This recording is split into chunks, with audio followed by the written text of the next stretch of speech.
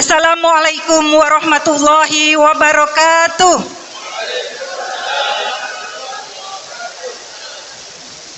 Innal hamdalillah nahmaduhu wa nasta'inuhu wa nastaghfiruh wa na'udzu billahi min syururi anfusina wa min sayyiati a'malina. May yahdihillahu fala mudhillalah wa may yudlilhu fala hadiyalah. Allahumma sholli ala sayyidina Muhammad wa ala alihi wa sahbihi ajmain. Amma ba'd. Segala puji bagi Allah yang telah mempertemukan kita dalam majelis ilmu pada malam hari ini. Sholawat serta salam semoga selalu tercurah kepada junjungan kita Nabi Muhammad sallallahu alaihi wasallam, kepada keluarga, sahabat, dan seluruh pengikutnya hingga akhir zaman. Pada kesempatan ini, izinkan kami menyampaikan ucapan terima kasih dan penghormatan kepada seluruh pihak yang telah berkenan hadir. Kajian kita malam ini diselenggarakan oleh Masjid Nurul Iman dan Mushola Al-Ikhlas yang diikuti oleh jamaah dari Masjid Nurul Iman, Mushola Al-Ikhlas, serta jamaah dari masjid dan mushola sekitar. Kami juga menyambut kehadiran ibu-ibu dari berbagai majelis taklim, diantaranya yaitu Majelis Taklim Ummul Mukminin, Majelis Taklim Khairun Nisa, Majelis Taklim As-Sakinah, Majelis Taklim dari Masjid Al-Jabar, serta majelis taklim dari lingkungan sekitar. Semoga kehadiran kita semua di majelis ilmu ini menjadi sebab turunnya rahmat dan keberkahan dari Allah Subhanahu wa Ta'ala. Amin ya Rabbal Alamin. Hadirin yang dirahmati Allah, semoga panjenengan semua hadir dengan hati yang ringan. Kalaupun tadi berangkat dengan hati yang goncang, tenang saja. Insya Allah tema kajian malam ini pas banget. Seni bertahan dari guncangan hidup. Tema ini insya Allah relevan dengan kondisi kehidupan kita. Bagaimana menghadapi ujian, menata hati, serta menemukan jalan ketenangan dalam bimbingan syariat.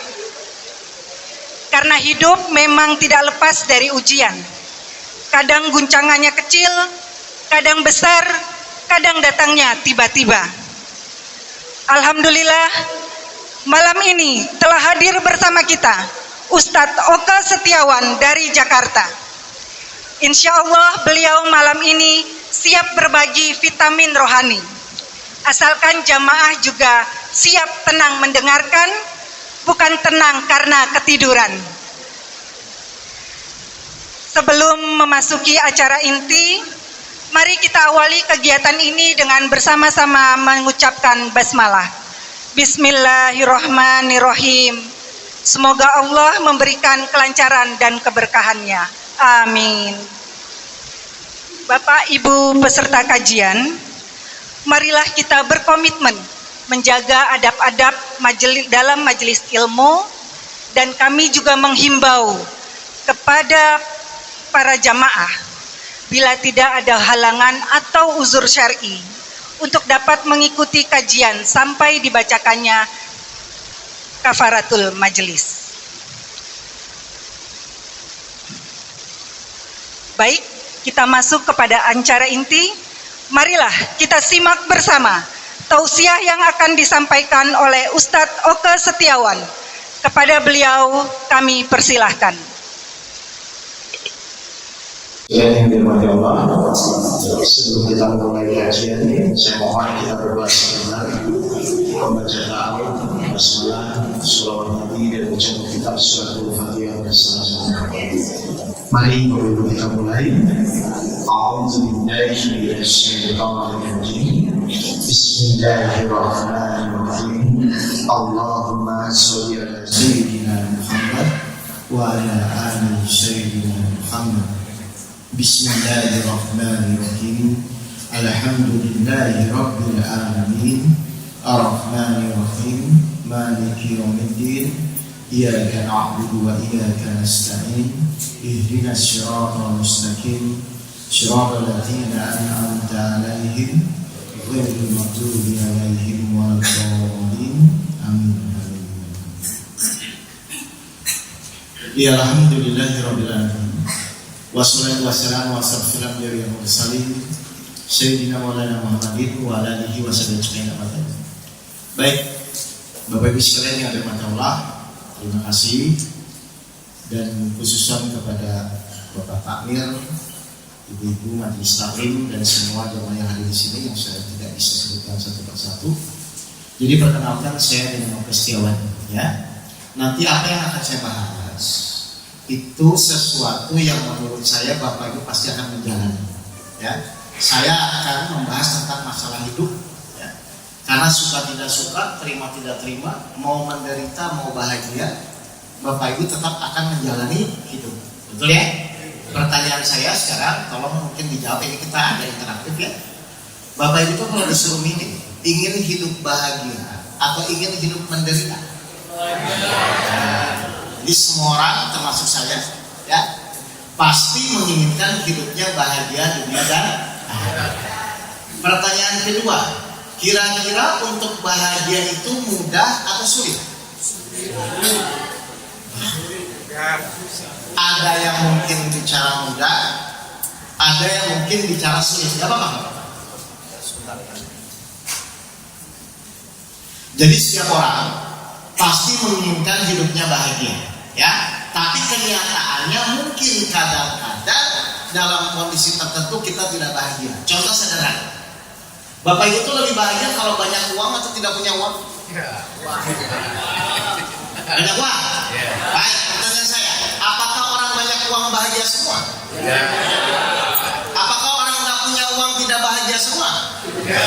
Berarti sekarang Bapak Ibu pilih, banyak uang tidak bahagia atau tidak punya uang bahagia?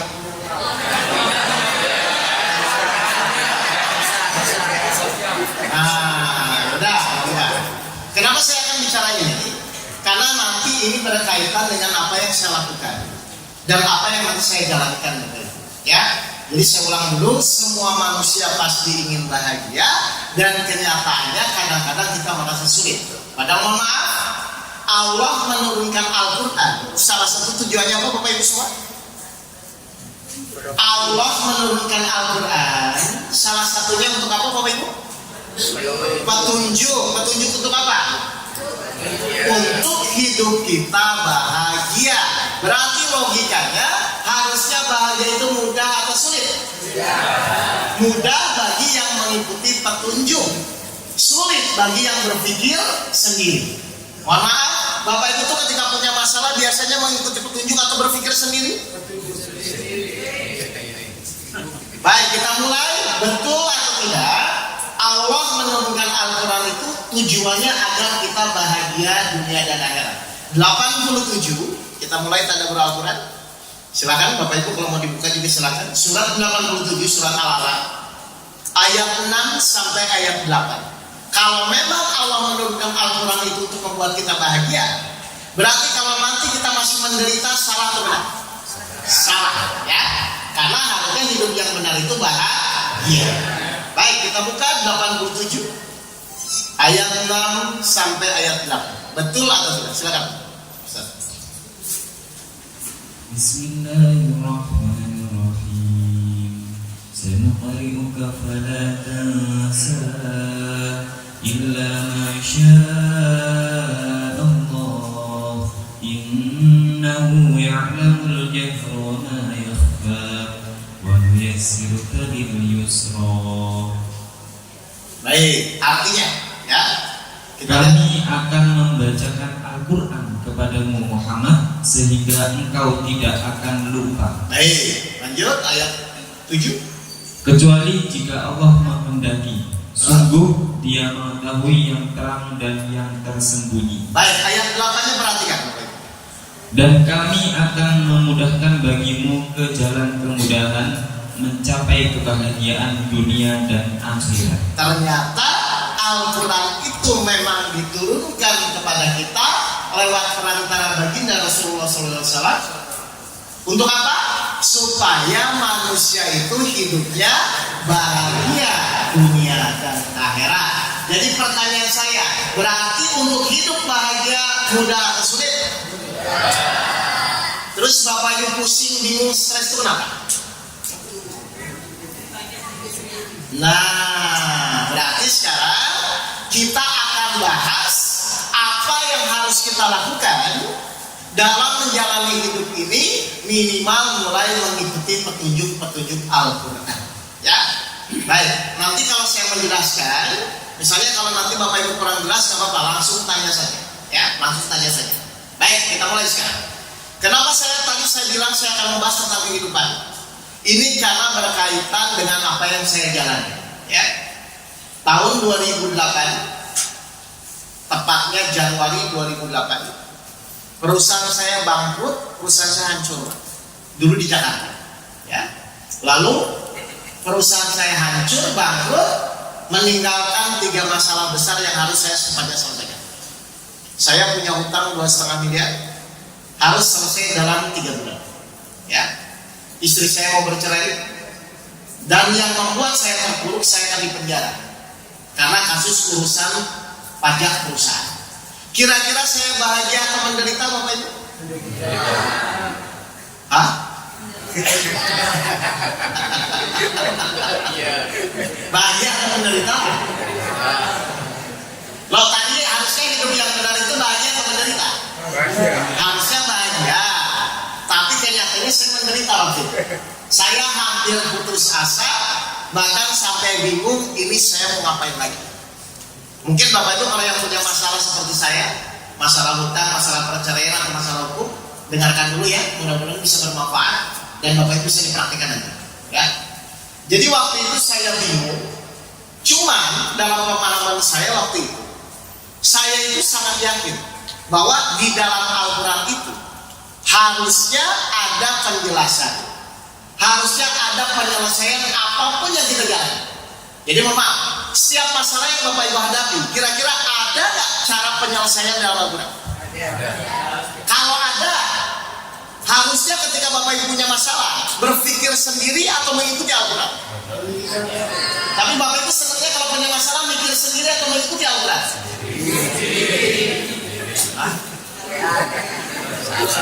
Nah, jelas saya. Jadi meskipun saya waktu itu nggak tahu bagaimana cara penyelesaiannya, tapi waktu itu saya yakin ya Allah harusnya di Al-Quran ada dong cara penyelesaian tentang masalah saya. Dari mana saya paham itu? Surat 16 ayat 89. Surat An-Nahl ayat 89, bahwa di dalam Al-Quran itu harusnya ada semua cara penyelesaian masalah hidup. Cuman waktu itu saya belum paham. Silakan. Surat 16 ayat 89. Apa kata Allah?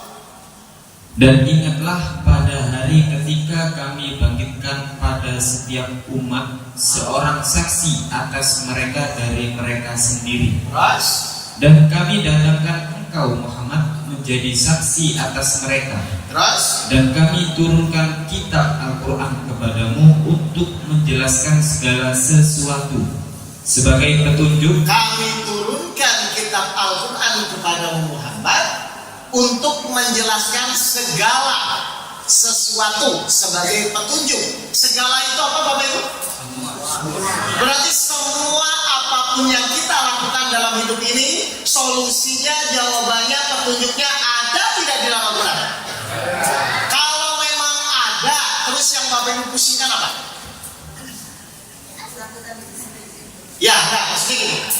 Ibu tahu di dalam Al-Quran itu ada jawaban semua apa yang menjadi masalah kita. Ibu tahu. Kalau memang Bapak Ibu tahu dan Bapak Ibu yakin bahwa semua itu ada di dalam Al-Quran, berarti ketika punya masalah itu mengikuti Al-Quran atau berpikir sendiri? Seharusnya mengikuti Al-Quran. Kira-kira di dalam Al-Quran itu ada nggak cara menyelesaikan istri cerewet? Ada nggak? Al-Quran menjelaskan segala sesuatu. Harusnya ada nggak cara menyelesaikan istri cerewet? Ada nggak cara menyelesaikan suami pelit? Ada. Segala sesuatu Loh, ayo kita kupas ya. Kalau Al-Quran tidak ada, nggak sempurna dong namanya. Kalau Al-Quran itu kan sempurna, kitab yang diturunkan oleh Allah, Al-Quran kita pakai dan kita buktikan sebagai petunjuk-petunjuk dalam menjalannya. Dan Bapak Ibu tiap hari pun sudah minta kepada Allah. Di mana di surat Al-Fatihah ayat 6, tunjukilah kami jalan. Berarti jalan yang lurus itu mengikuti pikiran sendiri atau mengikuti Al-Quran?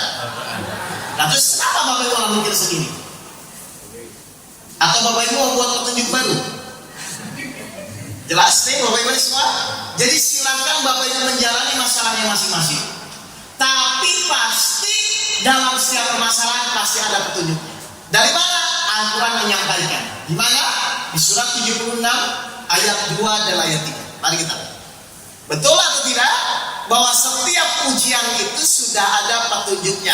Malam ini kita akan belajar bagaimana menjalani petunjuk langkah demi langkah. Salah satunya penyelesaian masalah hidup. Coba silakan. Surat 76 ayat 2 dan ayat 3. Apa kata Allah? Artinya saja langsung ya, biar waktunya juga bisa maksimal. Silakan. Sungguh, kami telah menciptakan manusia dari setetes mani yang bercampur, yang kami hendak mengujinya dengan perintah dan larangan. Setiap manusia diciptakan, dan saat itu pun manusia akan diuji. Bapak Ibu tahu, Bapak Ibu hidup nanti akan diuji. Baca lagi.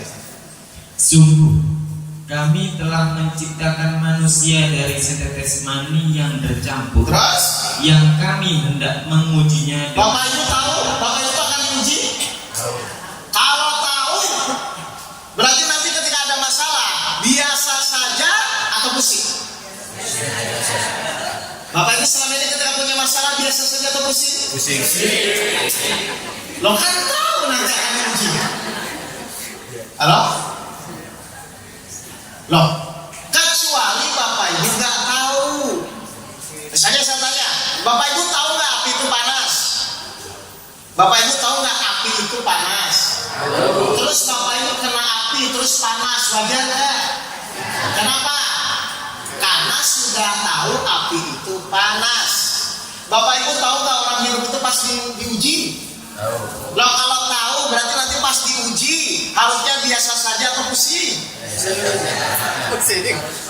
Seharusnya biasa saja. Kenyataannya pusing.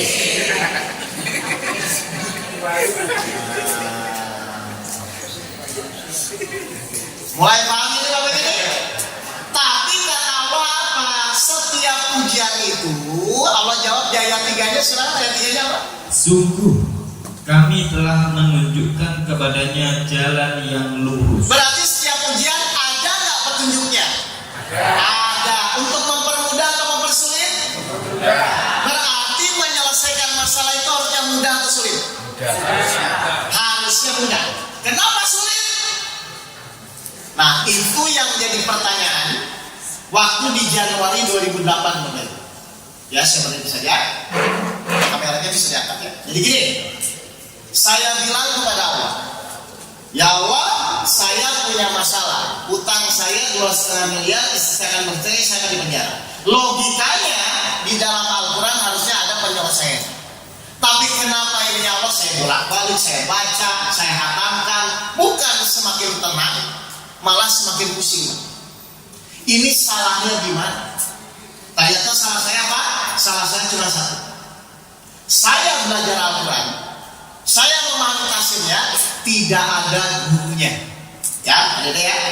Akhirnya ternyata bukannya Al-Quran yang salah, tapi saya belajar Al-Quran waktu itu nggak ada gurunya.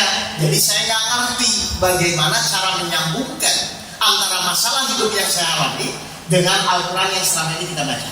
Harusnya ini Al-Quran, ini masalah itu nyambung Bapak. Paham ya Bapak?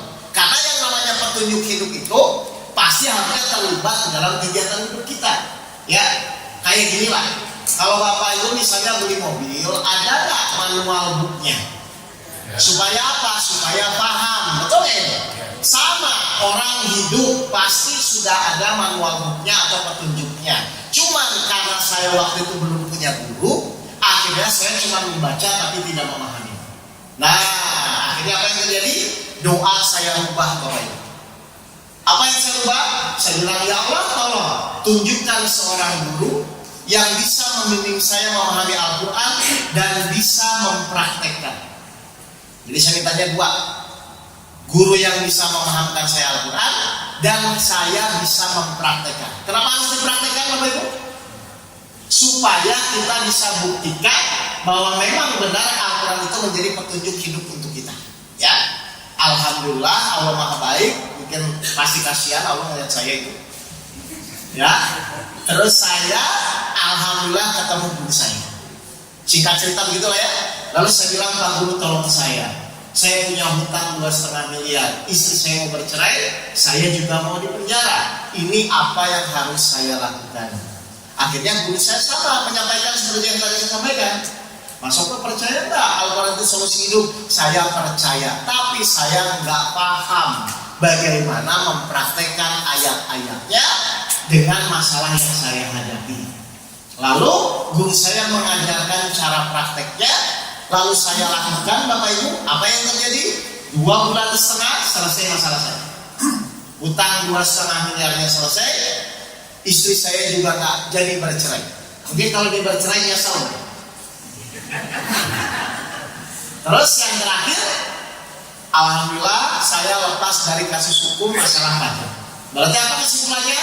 Terbukti bahwa memang Al-Quran itu salah satu fungsinya adalah penyelesaian masalah hidup. Berarti apa fungsinya kita ngaji selama ini? Salah satu fungsinya ngaji adalah semakin lama Bapak Ibu ngaji, harusnya semakin mudah menyelesaikan masalah. Kenapa? Bapak Ibu paham ilmunya, Bapak Ibu paham caranya, tinggal setiap masalah dipraktekkan dengan maksimal menurut Al-Quran. Jadi saya tanya ulang, berarti ada nggak penyelesaian suami pelit? Suami ini masih pelit? Alhamdulillah. Ada nggak penyelesaian istri cerewet? Istri bapak masih cerewet? Ayo dengerin, kita akan praktekkan, ya. Mulai malam ini nanti Bapak Ibu praktekkan, kita buktikan betul atau tidak bahwa apapun permasalahan harusnya mudah terselesaikan. Siap ya? Nah, sekarang saya akan mulai. Ya, mohon maaf sebelum kita mulai. Dulu waktu Bapak Ibu sekolah di sekolah, ya, itu tuh kalau guru ngasih ujian, itu tuh ujian dulu baru teori, atau teori dulu baru ujian? Teori dulu. Hah? Teori dulu. Kenapa belajar teorinya dulu? Bagaimana Bapak Ibu bisa mengerjakan ujian kalau tidak tahu teorinya, gitu ya Pak? Jadi Bapak Ibu mengerjakan ujian itu sesuai teori, maka dulu akan menilai lulus atau tidak. Paham ya? Sekarang saya tanya, Bapak Ibu ketika dikasih ujian hidup sama Allah, dikasih ujian hidup sakit, ekonomi, keluarga itu tuh ujian hidup dulu baru teori, atau teori dulu baru ujian hidup? Ujian hidup. Hah? Enggak, pertanyaan saya, Bapak Ibu tuh waktu dikasih ujian hidup, misalnya kayak saya ya, kasih masalah hutang, kasih masalah keluarga, itu tuh ujian hidup dulu atau teori dulu? Hah? Ujian hidup atau teori dulu? Loh, kalau Bapak Ibu ujian dulu, terus Bapak Ibu mengerjakan ujian dasarnya apa? Iya, berarti teorinya dulu atau ujian hidup dulu? Teori dulu, Bapak Ibu. Mana Bapak Ibu pas lahir Al-Quran sudah ada belum? Ada. Berarti teori dulu atau ujian hidup dulu? Teori dulu. Nah, mohon maaf, Bapak Ibu selama ini pas dikasih ujian hidup mengikuti teori atau mikir sendiri? Jadi Ibu waktu ujian nggak ngikutin teori. Nah, terus Bapak Ibu dasarnya ngikutin siapa?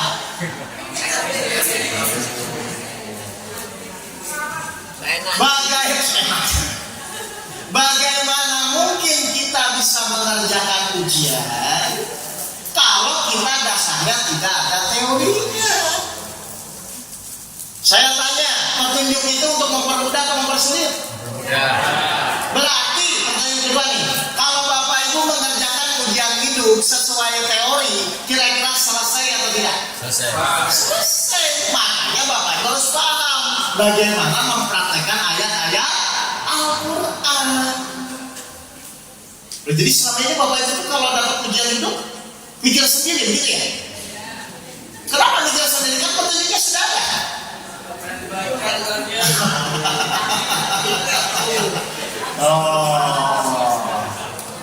Jadi kalau kita pusing, kita bingung, salah siapa?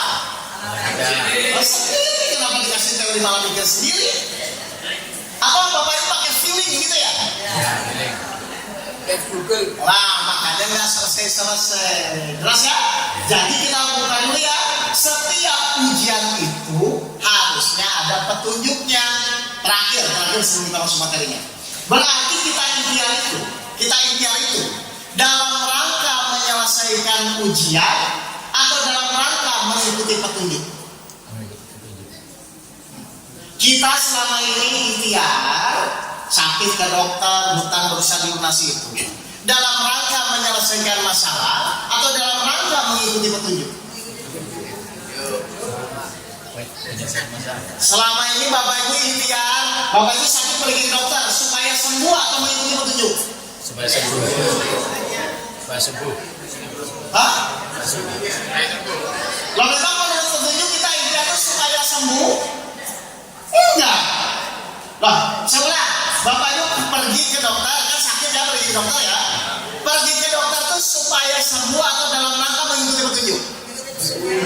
Supaya sembuh. Wow, baik. Ustaz buka surat 50 sampai 50. Ini harus yang ulang dulu ya. Aduh, pantesan ini. Isinya tetap cerewet ini nggak selesai. Surat 51 surat Al-Zariyat ayat 56. Ini Bapak Ibu hafal bahwa Allah kujina oleh insan illa liya'budun. Ya. Apa ayatnya? Ayo kita lihat. Aku tidak menciptakan jin dan manusia melainkan agar mereka beribadah kepadaku. Kita diciptakan untuk apa Bapak Ibu? Baca lagi. Nah ini juga coba Bapak Ibu pahami ya. Aku tidak menciptakan jin dan manusia melainkan agar itu apa? Melainkan aku tidak menciptakan jin dan manusia melainkan agar itu apa? Berarti kita diciptakan untuk apa? Beribadah atau hanya beribadah? Coba baca lagi coba ya. Sekali. Aku tidak menciptakan jin dan manusia melainkan agar itu apa sembuh? Satu atau dua? Berarti kita diciptakan itu beribadah atau hanya beribadah? Kalau ibu bapak bilang beribadah berarti ada perintah lain.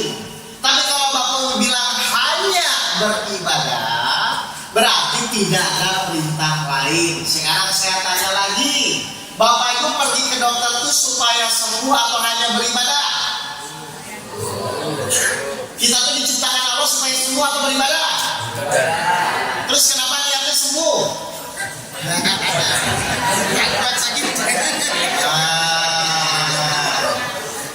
Boleh paham nggak salahnya di sini? Bapak Ibu sakit tetap pergi ke dokter, tapi niatnya beribadah. Nanti kalau Allah lihat Bapak Ibu niatnya beribadah, Allah menyembuhkan lewat tangan dokter. Jadi yang menyembuhkan siapa? Allah. Kenapa Allah menyembuhkan?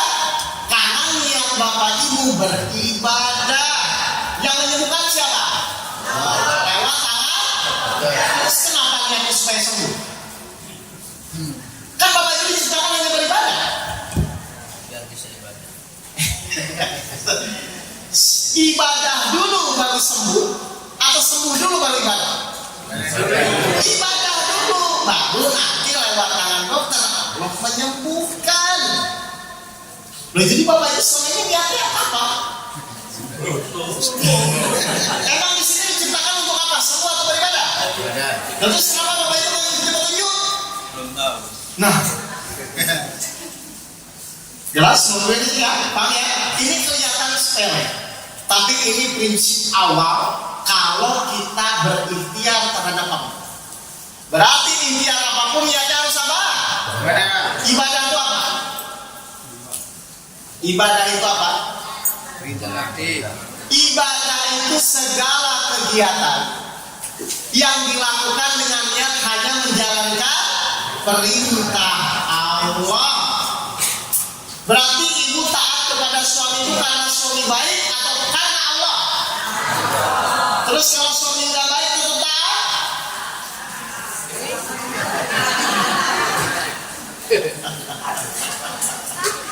Oh, ya, tapi paham ini.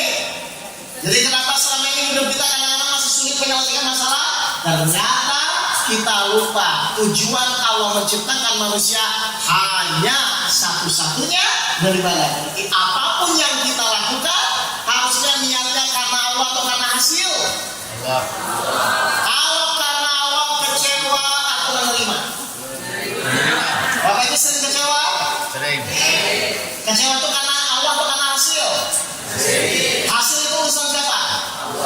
Terus kenapa kecewa kepada hasil yang Allah putuskan? Ini loh awalnya dari niat ini. Karena dari awal niat Bapak Ibu kalau ikhtiar pasti karena hasil bukan karena Allah. Mohon maaf ya. Jadi selama itu Bapak Ibu sadar atau tidak sih? Tidak sadar. Jadi orang yang sadar itu yang niatnya apa? Semua dilakukan harus karena Allah. Kalau Bapak Ibu tidak karena Allah, maka Bapak Ibu tidak akan sadar. Jelas ya Bapak Ibu ya? Jadi ibadah itu bukan sholat saja. Segala kegiatan dalam hidup yang diniatkan kita melakukan semua karena Allah. Cirinya apa? Pasti tidak kecewa. Cirinya apa? Pasti mudah ikhlas, mudah menerima.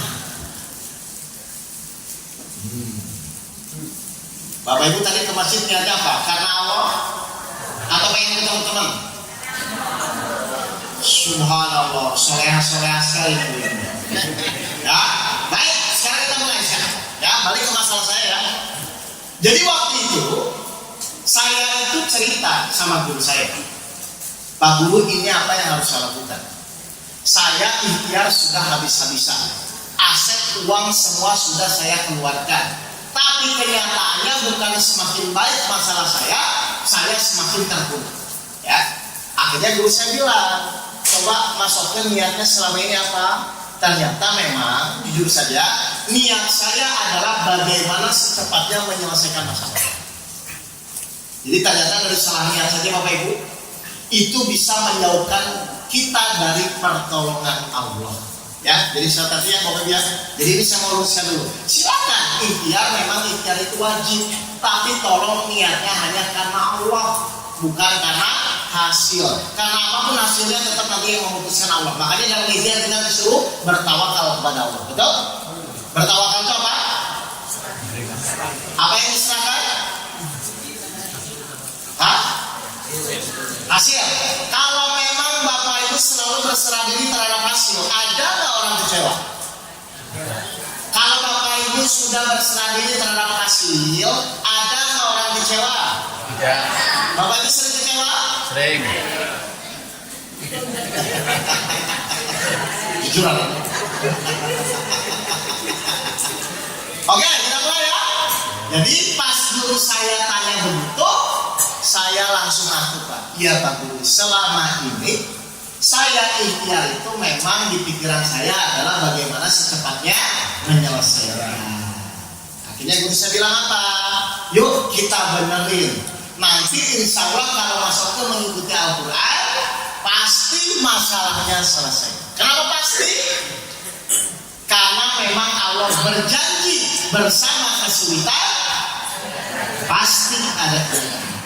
Berarti sekarang kalau saya tanya Bapak Ibu mau mengikuti yang pasti atau yang tidak pasti?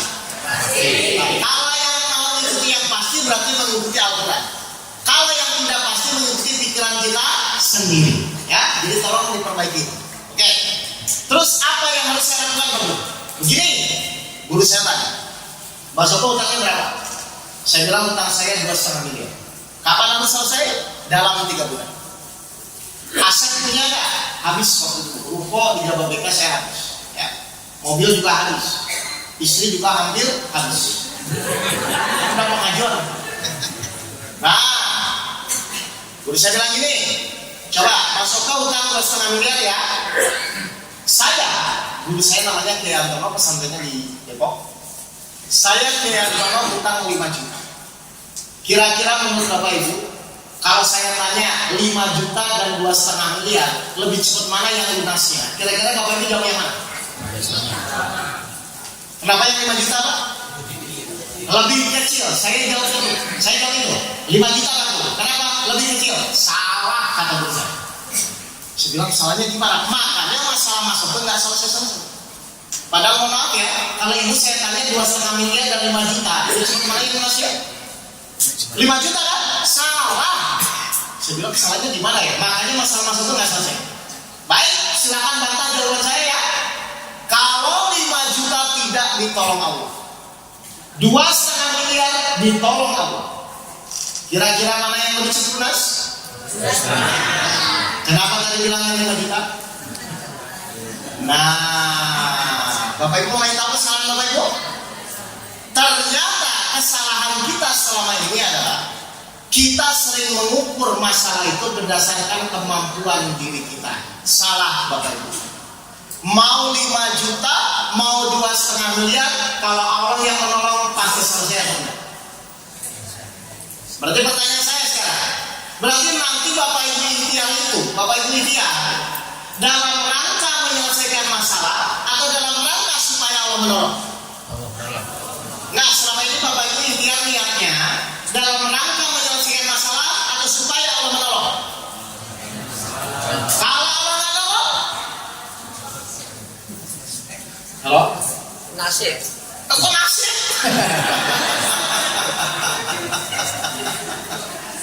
Ayo, Bapak Ibu tahu salahnya? Saya bilang iya ya. Berarti selama ini kesalahan saya adalah niat awal saya ikhtiar hanya untuk menyelesaikan masalah. Padahal masalah bisa selesai bukan karena kemampuan ikhtiar kita. Masalah bisa selesai karena hanya dengan pertolongan Allah. Baru niat saya rubah lagi Pak. Oh berarti saya akan berniat kalau ikhtiar itu supaya Allah menolong saya. Mohon maaf, kira-kira menurut Bapak Ibu apa tuh akan menolong kepada yang bersyukur atau mengeluh? Bapak Ibu ketika punya masalah bersyukur atau mengeluh?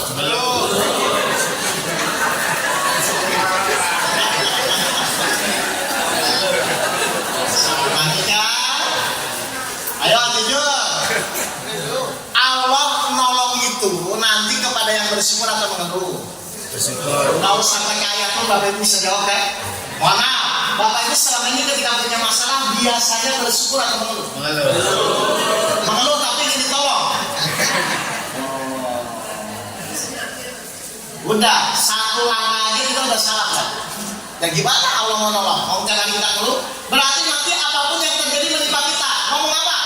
Alhamdulillah. Kalau ingin ditolong Allah, nggak punya uang, ngomong apa?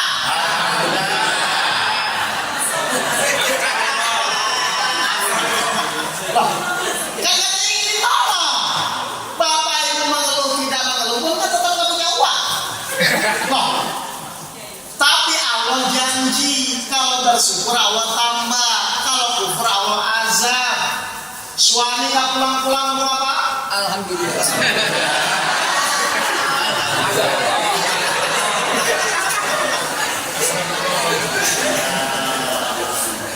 Tahu salahnya ya Bapak Ibu ya? Jadi waktu itu salah saya ya, maksudnya nggak cerita. Jadi 2008 itu salah saya itu ternyata selama ini saya ikhtiar malah menjauhkan dari pertolongan Allah. Dan kan menurut saya wajar. Nggak punya uang, hutang banyak kan mengeluh tuh waktu itu waktu sebelum hamil wajar. Tapi mengeluh itu menjauhkan kita dari pertolongan Allah. Ya jelas ya Bapak Ibu ya? Jadi nanti apapun yang terjadi coba mulai dirubah mulutnya ngomong apa? Alhamdulillah. Diomongin tetangga. Alhamdulillah. Besok pagi jam 10 suami mancing.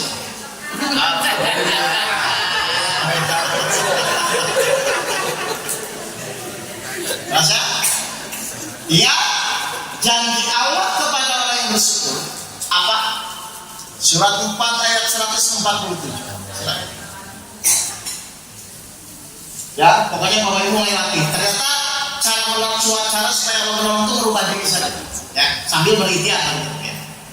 Surat 4 ayat 147. Apa kata Allah? Kalau Bapak Ibu selalu mulutnya mengucapkan alhamdulillah. Allah tidak akan menyiksamu jika kamu bersyukur dan beriman. Jelas ya? Dan Allah Maha mensyukuri, Maha mengetahui. Kenapa Allah benci orang-orang yang mengeluh, Pak? Ya. Kenapa Allah benci orang-orang yang mengeluh, Pak? Saya tanya, orang bersyukur itu setelah diberi atau sebelum diberi? Sebelum. Mas terima kasih ke saya setelah menerima ini atau sebelum menerima ini? Dikasih, mas tanya terima kasih. Betul?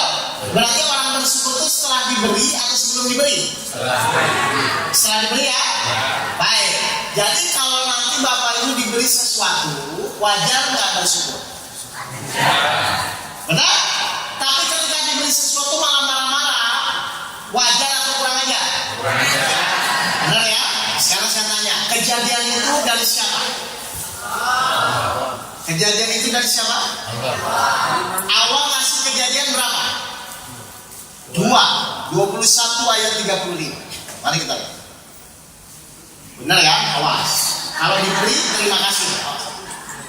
21 ayat 35. Setiap yang bernyawa akan merasakan mati. Terus?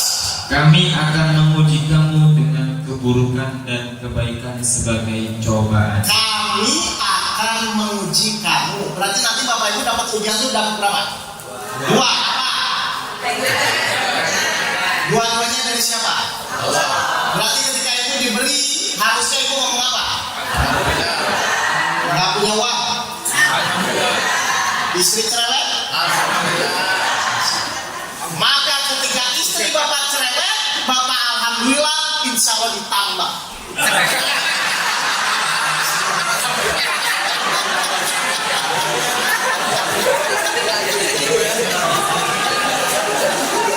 Ditambah rezekinya.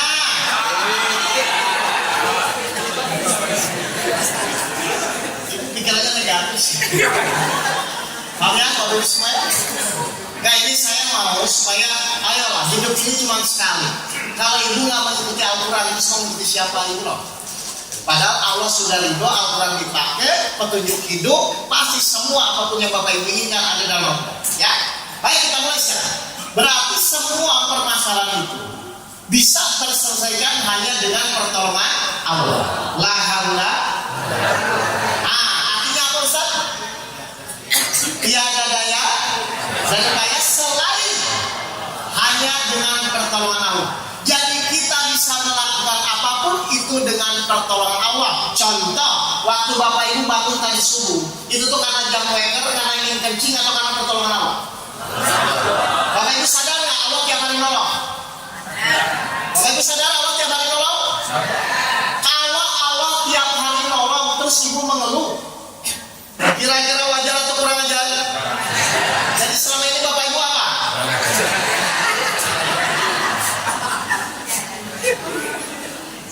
Ya. Jadi sebelum Bapak Ibu mengeluh, hanya mikir dulu, iya Allah tiap hari nolong saya, membangunkan saya, menidurkan saya. Jadi kalau mengeluh harusnya kan mikir, kalau saya ngeluh nanti Allah gimana perasaan? Kan kita harus coba. Bapak Ibu pernah mikirin perasaan Allah? Enggak.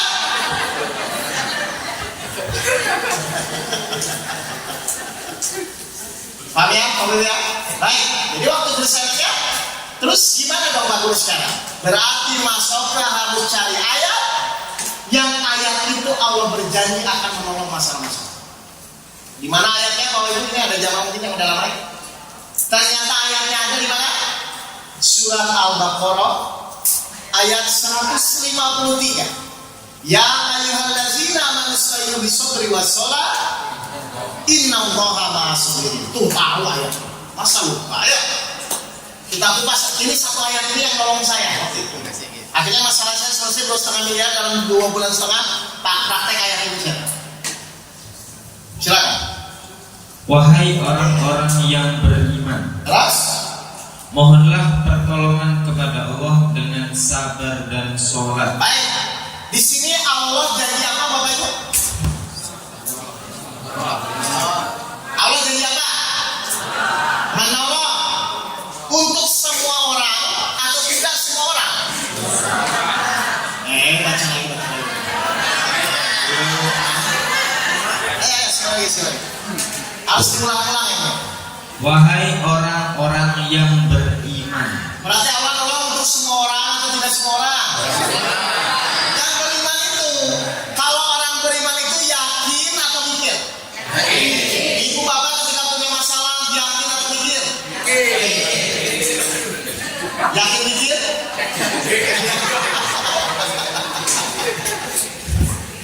Sekali lagi. Wahai orang-orang yang beriman. Jadi Allah manggil siapa? Yang yakin terhadap apa? Terus? Mohonlah pertolongan kepada Allah dengan sabar dan sholat. Jadi Allah menawarkan apa ya? Allah menawarkan apa? Pertolongan. Saya ulang. Kalau saya bilang, Pak Bu nanti kalau punya masalah ngomong ke saya. Pertanyaannya, ketika Bapak Ibu punya masalah ngomong ke saya tolong atau tidak? Kenapa ditolong Bu? Saya berjanji, saya menawarkan. Sekarang Allah menawarkan apa ini? Berarti harusnya pasti ditolong nggak? Kalau pasti, apa yang jadi masalah? Bukan, artinya Bapak Ibu pasti ditolong nggak? Allah pasti menguji, tapi Allah juga pasti menolong. Kalau begitu Ibu khawatir itu apa? Kurang beriman. Tapi kalau saya bilang kurang beriman mau nggak? Kan? Saya ulang. Ayo, Allah pasti menguji dan Allah pun pasti menolong. Pertanyaannya, kalau pasti itu khawatir atau tenang? Ibu bapak ketika punya masalah khawatir atau tenang? Terus ayam ini tenang? Gila. Mulai tahu kesalahannya Bapak Ibu ini? Jadi ternyata kita selama ini belajar Al-Quran, tapi kita kadang-kadang lupa yang setelah dipelajari itu mulai dipraktekkan. Jadi di sini Allah jadi menolong kan? Untuk semua atau untuk orang yang beriman? Pertanyaan saya Bu, kalau Allah janji menolong, boleh nggak kita ragu-ragu? Kalau Allah janji menolong, boleh nggak kita ragu-ragu? Makanya dalam Al-Baqarah yang itu apa? Kita Al-Quran tidak ada keraguan. Sedikit saja Bapak yang meragukan pertolongan Allah, tidak akan terjadi. Allah sesuai praduga, prasangka hamba. Mohon maaf, Bapak Ibu ketika punya masalah biasanya kadang-kadang sering khawatir. Yang dikhawatirkan apa?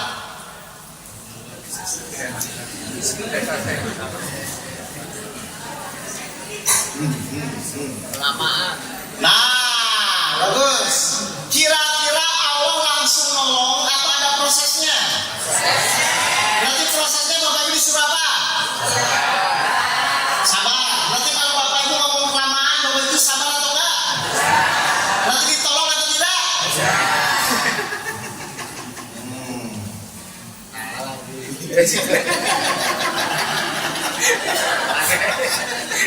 Ayo.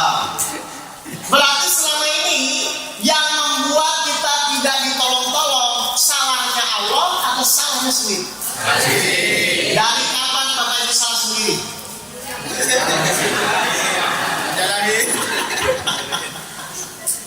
Jadi kalau Allah sudah berjanji itu Bapak Ibu, tolong yang pertama Bapak Ibu yakini.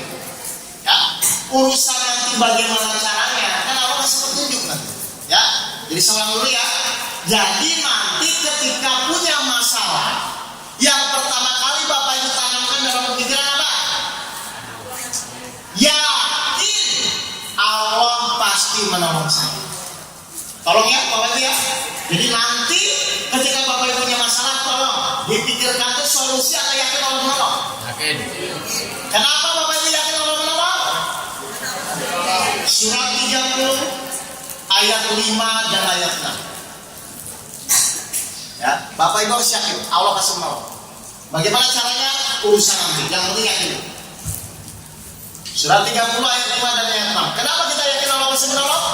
Karena pertolongan Allah, Dia menolong siapa yang Dia kehendaki. Yang yakin atau yang khawatir?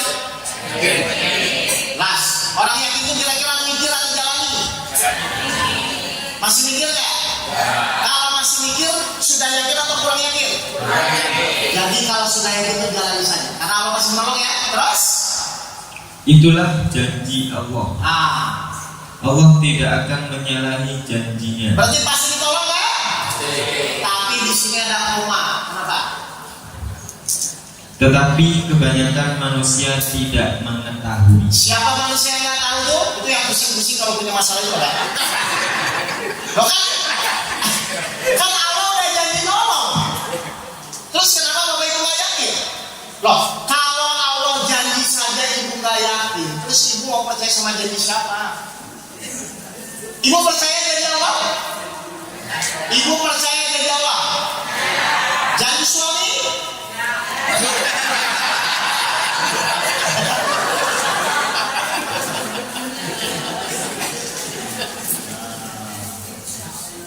Jelas ya, Bapak ya. Jadi ternyata kalau kita renungkan lebih dalam, masalah itu bukan di luar diri kita. Ternyata masalah itu ada di dalam diri kita. Kurang yakin, niatnya salah, tidak yakin dengan janji Allah, nggak sabar. Ternyata kesalahan itu bukan di masalahnya, karena ujian itu pasti sesuai. Bapak Ibu percaya kan ujian itu sesuai kemampuan ya? Sesuai itu apa sesuai itu? Pas. Berarti masalah atau bukan? Bukan. Sepatu saya ukuran 40. Sepatu saya. Kaki saya ukuran 40. Saya beli sepatu ukuran 40. Sesuai atau masalah? Sesuai. Berarti ujian itu masalah atau sesuai? Sesuai. Boleh nggak dianggap masalah? Tidak boleh. Kalau tidak sesuai, baru masalah. Kalau ujian itu sesuai atau tidak? Surat 7 ayat 42. Jadi Bapak Ibu pertama harus meyakini dulu teori-teori Al-Qurannya, baru nanti di jalannya. Masa kita hidup bertonton masih pusing Bapak Ibu? Ya. Surat 7 ayat 42. Dan orang-orang yang beriman serta mengerjakan kebajikan. Jadi tetap yang pertama dipanggil beriman dulu, yang yakin dulu ya Pak ya. Oke, terus? Kami tidak akan membebani seseorang melainkan menurut kesanggupannya. Ini artinya apa ini? Berarti sebenarnya Bapak Ibu bisa menjalani ujian ya? Kenapa pasti bisa? Berarti ujian itu beban atau bukan? Bukan. Istri cerewet itu beban atau bukan Pak? Istri cerewet itu sarana Bapak jadi sabar.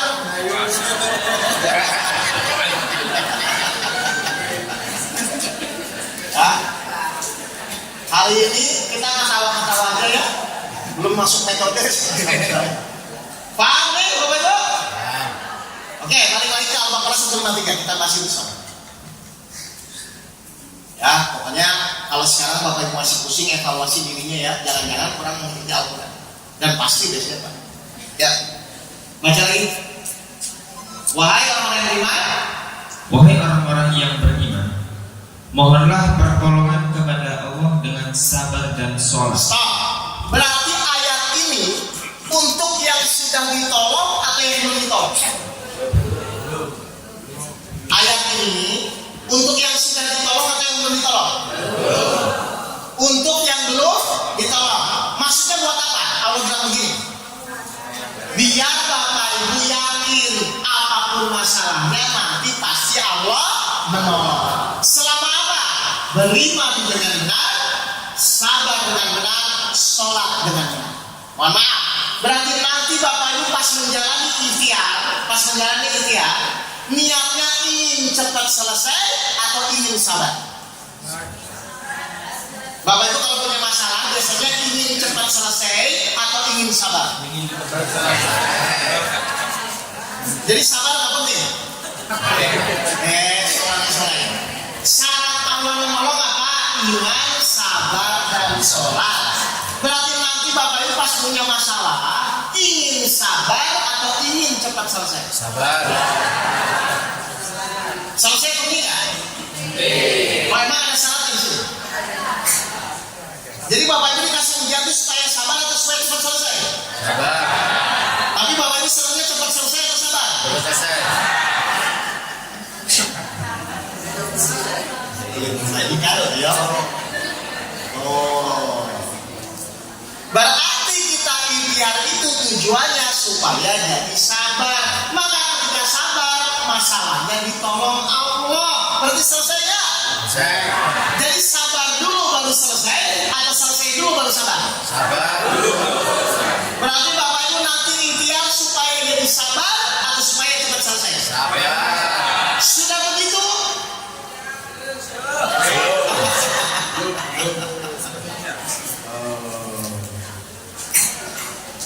Paham ini Bapak Ibu ini? Jadi ternyata semua permasalahan hidup itu bukan karena masalahnya. Yang pertama karena kita kurang mengikuti petunjuk, bahkan mungkin tidak mengikuti petunjuk. Ya.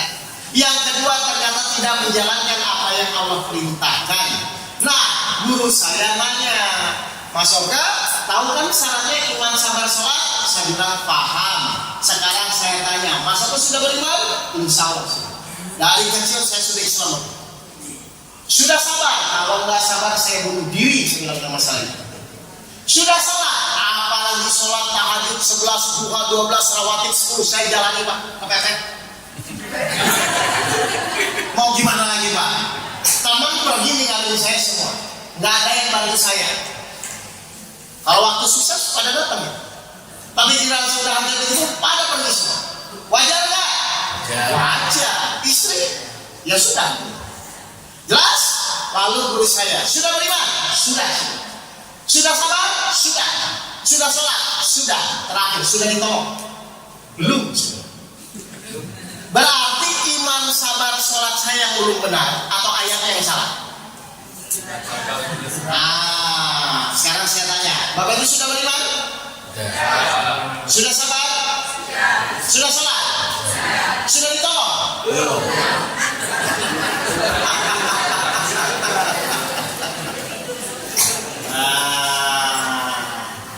Saya akhirnya kan tanya, terus memang iman seperti apa, sabar seperti apa, sholat seperti apa? Akhirnya guru saya menjelaskan, begini, Bapak Ibu tadi ngaku sudah beriman belum? Sudah kan? Menurut perasaan atau menurut Al-Quran? Jangan-jangan kayak saya. Coba kita lihat cirinya orang beriman menurut Al-Quran, bukan perasaan. Surat 5 ayat 69. Cirinya orang beriman menurut Al-Quran. Surat 5 ayat 69. Sesungguhnya orang-orang yang beriman, Surat 5 ayat 69. Ya. orang-orang Yahudi, Sabi'in, dan orang-orang Nasrani, barang siapa beriman kepada Allah, kepada hari kemudian, dan berbuat kebajikan, Lihat cirinya apa coba? maka tidak ada rasa khawatir padanya dan mereka tidak bersedih hati. Jadi cirinya orang beriman apa Bapak Ibu? Tidak ada rasa khawatir dan tidak bersedih. Mohon maaf Bapak Ibu, masih ada rasa khawatir dan bersedih? Masih. Hah? Berarti sudah beriman atau kurang beriman? Kurang. Kenapa tadi ngaku sudah?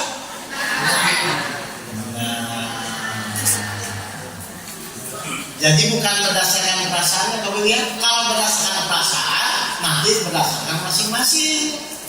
Baik, yang kedua, Bapak Ibu sudah sholat? Sudah? Berdasarkan perasaan atau Al-Quran?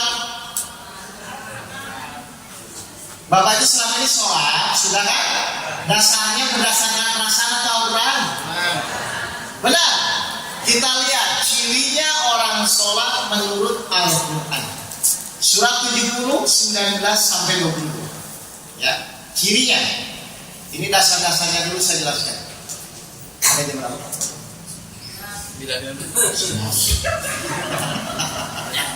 Ya pokoknya perkenalan dulu ya Bapak Ibu ya. Oke. Kalau pengen full besok tuh di Trawase 2 hari. Saya ngajinya namanya pesantren kehidupan. Jadi ibu ngaji sama saya 2 hari. Coba cirinya orang sholat, silakan. Sungguh manusia diciptakan bersifat suka mengeluh. Betul? Gak punya uang? Istri marah-marah? Anak sakit? Nah, semua orang termasuk saya begitu biasanya. Terus? Apabila dia ditimpa kesusahan, dia berkeluh kesah. Betul ya Bapak Ibu ya? Terus?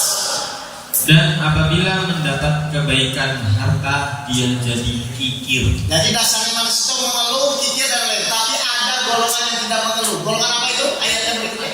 Kecuali orang-orang yang melaksanakan sholat. Jadi menurut Al-Quran orang sholat mengeluh atau tidak? Tidak. Bapak Ibu masih mengeluh? Ya. Tapi sudah sholat? Ya. Tapi mengeluh? Ya.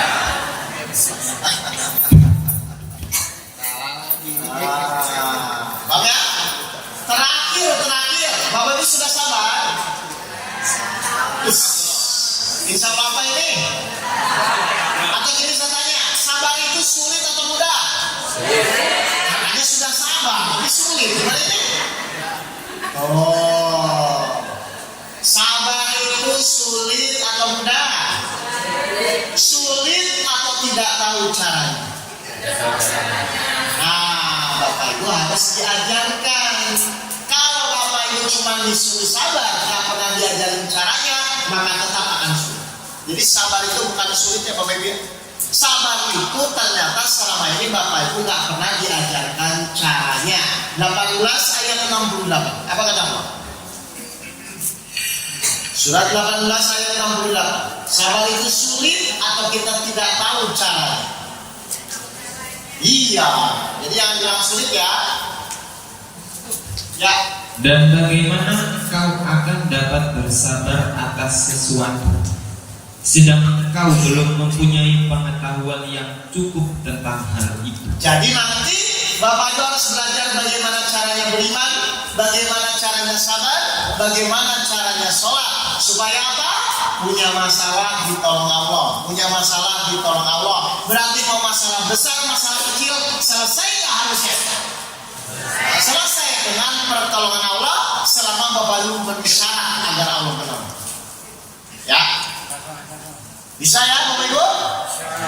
Baik, kalau begitu ada pertanyaan? Wah, udah beres ini.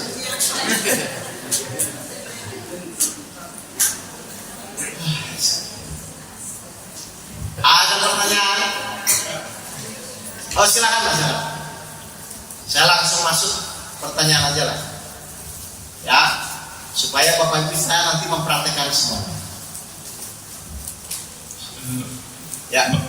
Misalkan dalam masa pengobatan Ustaz Ya. Saya ke dokter A misalkan. Terus saya cerita sama teman saya. Dokter ini begini begitu. Terus teman saya menyarankan untuk ke dokternya dia misalnya. Ya.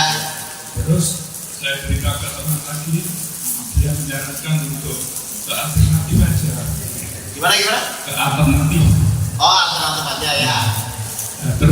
Yang demikian itu termasuk kategori berpikir dalam rangka ikhtiar atau ingin menyelesaikan masalah. Bagus. Saya sakit, pergi ke dokter A, belum sembuh ke dokter B, belum sembuh ke alternatif.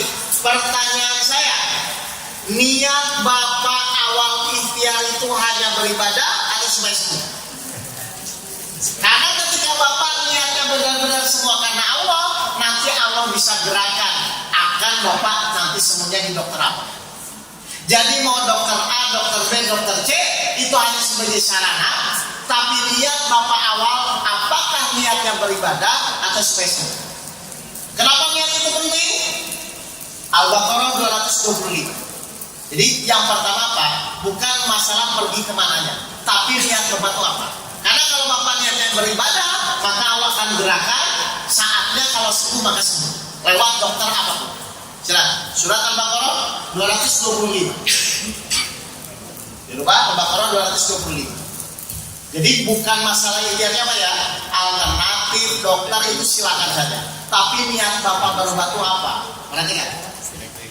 Allah tidak menghukum kamu karena sumpahmu yang tidak kamu sengaja. Terus Allah niat apa? Tetapi dia menghukum kamu karena niat yang terkandung dalam hatimu. Karena Bapak Ibu dinilai ibadah atau tidak ibadah tergantung dari niat. Jelas Pak? Nah, ketika niat kita memang lurus beribadah hanya karena Allah, maka nanti Allah perjalankan. Oh, tiba-tiba misalnya ke dokter. Oh, tiba-tiba ke alternatif. Itu hanya dalam rangka nanti Allah menolong. Jadi tolong, silakan Bapak Ibu berobat, silakan kemanapun, tapi tolong luruskan niat, hanya menjalankan perintah Allah beribadah. Bagus pertanyaannya. Ada lagi? Oh, silakan. Ya. Kalau metodenya, Bapak Ibu lihat YouTube saya aja ya. Metode iman, metode sabar, metode sholat kan ada semua. Ya, benar. Terus saya mau tanya. Ya. Kadang-kadang kalau ketika saya baca Al-Quran itu hidup ini adalah ujian. Oh ya. Tapi di lain sisi ada juga ayat yang mengatakan bahwa hidup ini permainan. Bagus. Jadi maknanya bagaimana? Maknanya bagaimana? Hidup ini ujian, hidup ini permainan. Sekarang saya tanya, berarti nanti ketika ibu diuji, ibu anggap serius atau permainan? Kalau kita tunjuk insya Allah jadi permainan. Nah, bagaimana caranya bermain? Mengikuti aturan. Iya, mengikuti aturan. Maksudnya kan pertanyaan ibu, satu sisi Allah hendak mengujinya, betul? Tapi satu sisi Allah pun menyatakan hidup ini hanya permainan. Di mana sih permainannya? Wong pusing-pusing benar ya. Tapi kenapa Allah mengatakan itu permainan? Kita buktikan permainannya di mana? Surat 10 ayat 107. Ya, silakan mencoba. Surat 10 ayat 107. Di mana permainannya? Perhatikan. Dan jika Allah menimpakan suatu bencana kepadamu, Jika Allah menimpakan suatu bencana kepadamu, maka tidak ada yang dapat menghilangkannya kecuali Dia. ini apa maksudnya Bapak Ibu? Oke, saya tanya. Coba kita ulang lagi ayatnya ya, biar Bapak Ibu paham ya. Nanti permainannya gimana? Saya lihat. Dan jika Allah menimpakan suatu bencana kepadamu, Kalau Allah ngasih ujian, permasalahan, bencana apapun kepadamu, modalitas kepadamu, terus maka tidak ada yang dapat menghilangkannya kecuali Dia. berarti yang akan menyelesaikan siapa? Allah. Nah, tapi kita disuruh ikhtiar kan? Ikhtiarnya tujuannya apa? Coba, ibu bapak dulu waktu di sekolah dikasih soal ujian sama gurunya, itu yang menyelesaikan siapa? Masa gurunya? Waktu bapak di sekolah, gurunya kan ngasih ujian, betul? Terus ketika dikasih ujian, yang menyelesaikan siapa? Muridnya dong, betul nggak? Berarti pertanyaan kedua nih, berarti kalau kita yang menyelesaikan berat atau ringan? Nah, kalau ujian sekolah ya, sekarang menurut Allah di sini ujian hidup yang menyelesaikan siapa? Allah ngasih ujian. Terus Allah bilang hanya Allah yang bisa menyelesaikan. Terus tujuannya apa dong kalau begitu? Halo? Aku gini, Bapak Ibu tahu nggak sih ujian yang menyelesaikan nanti Allah? Seorang Bapak Ibu tahu nggak? Nanti ujian hidup itu yang akan menyelesaikan Allah dengan pertolongannya, tahu atau tidak? Saya ulang, Bapak Ibu tahu yang akan menyelesaikan ujian hidup itu Allah? Dan terus Bapak Ibu pusing-pusing itu kenapa? Mau bantu Allah, nggak usah, nggak usah dibantu. Nih, makanya segera Allah tidak akan menimpa suatu bencana kepadamu, maka tidak ada yang dapat menghilangkannya kecuali Allah. Allah yang ngasih masalah, nanti juga Allah yang akan menyelesaikan.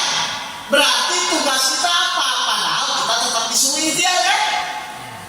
Berarti pasti tugas kita itu adalah bagaimana supaya Allah mau menyelesaikan. Di situ permainannya. Padahal mohon maaf, selama ini Bapak Ibu kalau punya masalah ingin menyelesaikan atau ingin Allah yang menyelesaikan? Ingin menyelesaikan. Bisa nggak kita menyelesaikan? Nah kalau tidak bisa, kenapa ingin menyelesaikan? Sok tahu. Makanya hidup ini harusnya permainan. Bagi siapa? Bagi yang sadar nanti Allah juga yang akan menyelesaikan. Berarti Allah akan menyelesaikan melihat kemampuan kita atau sikap kita di dalam menjalani ujian. Allah akan menyelesaikan, akan melihat kemampuan kita atau sikap kita di dalam menjalani ujian. Sikap. Makanya tadi saya bilang, pokoknya nanti ada masalah apapun, ibu ngomongnya apa? Karena sikap itulah yang nanti akan menurunkan pertolongan Allah. Berarti lebih mudah menyelesaikan atau lebih mudah minta tolong? Tapi Bapak Ibu senangnya menyelesaikan atau minta tolong? Kenapa kurang tantangan? Jadi permainan di situ. Oh, Allah ngasih ujian, tapi Allah bilang, tapi nanti saya juga loh yang menyelesaikan. Berarti apa? Saya minta tolong sama Allah. Berarti harus apa? Beriman dengan benar, sabar dengan sholat dengan benar. Baik. Terakhir ya. Oh silakan juga. Yang pakai mic apa ya, biar kedengaran semua. Bagaimana kalau kita diuji seperti yang di Aceh itu Ustaz? Nomor 1. Terus nomor 2, saya tanya, tadi kita suruh sesuai Al-Quran. Ya. Bagaimana hukumnya dalam satu ruangan masjid tanpa ada tabir antara wanita dan pria, apalagi dengan shooting seorang laki-laki bukan mahramnya. Sekian, terima kasih. 64 ayat 11. Surat 64 ayat 11.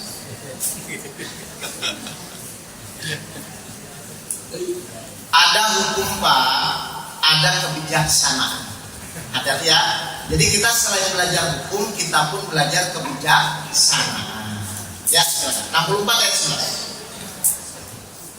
Tidak ada suatu musibah yang menimpa seseorang kecuali dengan izin Allah. Apa Bapak Ibu di sini? Bagaimana dengan musibah di Aceh? Baca lagi. Tidak ada suatu musibah yang menimpa seseorang kecuali dengan izin Allah. Berarti musibah di Aceh sudah atas izin Allah. Kenapa Allah mengizinkan?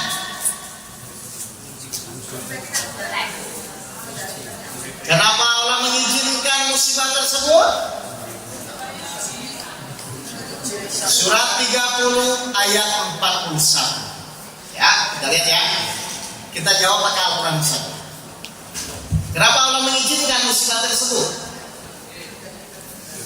Nah, 30 ayat 41. Telah tampak kerusakan di darat dan di laut di Salah siapa ini? Terus?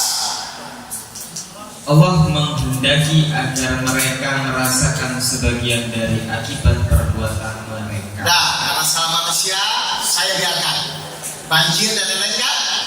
Tujuannya apa? Terus? Agar mereka kembali ke jalan yang benar. Supaya apa Bapak Ibu? Kembali ke jalan yang benar. Terus gimana nih Bapak Ibu samping-sampingan gini? Ya, Bapak Ibu kalau di Mekah samping-sampingan atau pakai sap? Ya, situasi dan kondisi. Tapi sebaiknya memang harus pakai itu ya, nanti ya, kedepannya ya. Tapi kalau ini sudah terjadi ya, baik. Satu lagi kali. Oh silakan jalan.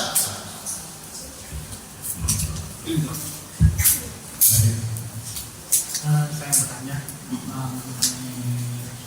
di dalam surat Asy-Syura ayat 30. Oh ya, musibah yang terjadi kesalahan ya. Itu tadi berarti musibah itu adalah ujian atau masalah yang terdapat akibat dari perbuatan kita, akibat dari dosa-dosa.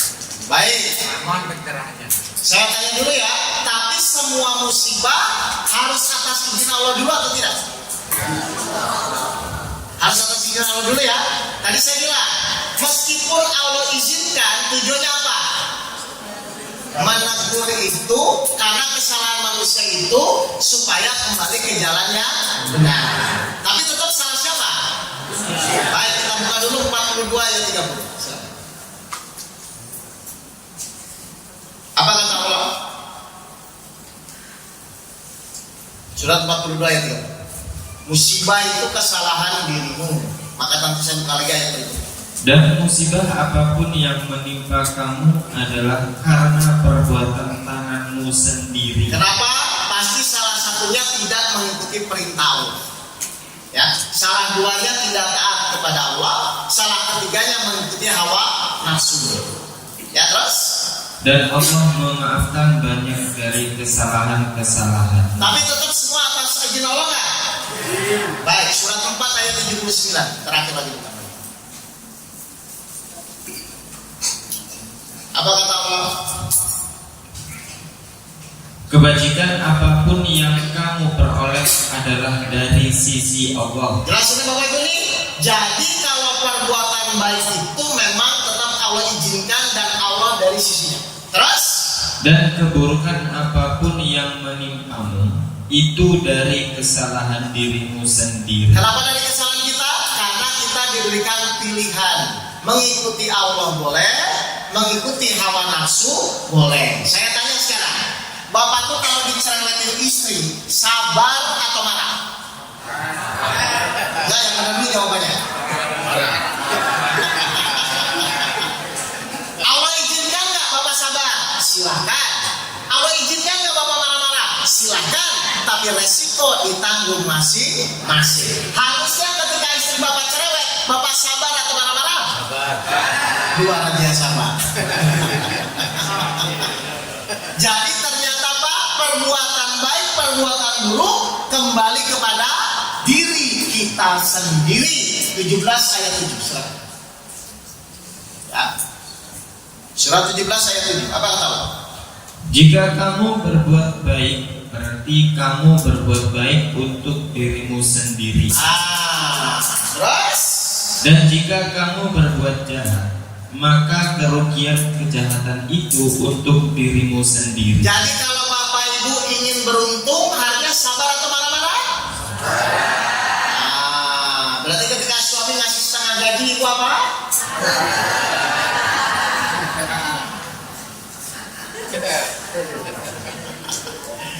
Baik, Bapak Ibu sekalian, mohon maaf ya, mungkin itu dulu. Ya, insya Allah kalau nanti saya lagi safari lagi ke Jawa Timur, kita langsung masuk metodologi saja. Iman, sabar, sholat, ikhlas, bersyukur, tawakal, zikir, ada 7 metodologi yang saya sampaikan. Tapi ini semua adalah cara mempraktekkan. Ya, ini maksudnya perkenalan dari saya dulu, biar Bapak Ibu paham nanti kajiannya seperti apa. Ya, jelas ini Bapak Ibu ini. Terus tadi ada pesan yang bagus, nanti disikat aja. Ya, dari Semarang kalau kajian itu disikat. Kalau ibunya lebih banyak, berarti sikatnya geser ke sini. Kalau bapaknya lebih banyak, sikatnya geser ke sini. Kalau dua-duanya banyak, ya nanti diatur saja ya, baca ya. Terima kasih. Mohon maaf kalau ada kata-kata saya kurang berkenan. Saya kembalikan ke MC. Wabillahi taufiq wal hidayah. Assalamualaikum warahmatullahi wabarakatuh.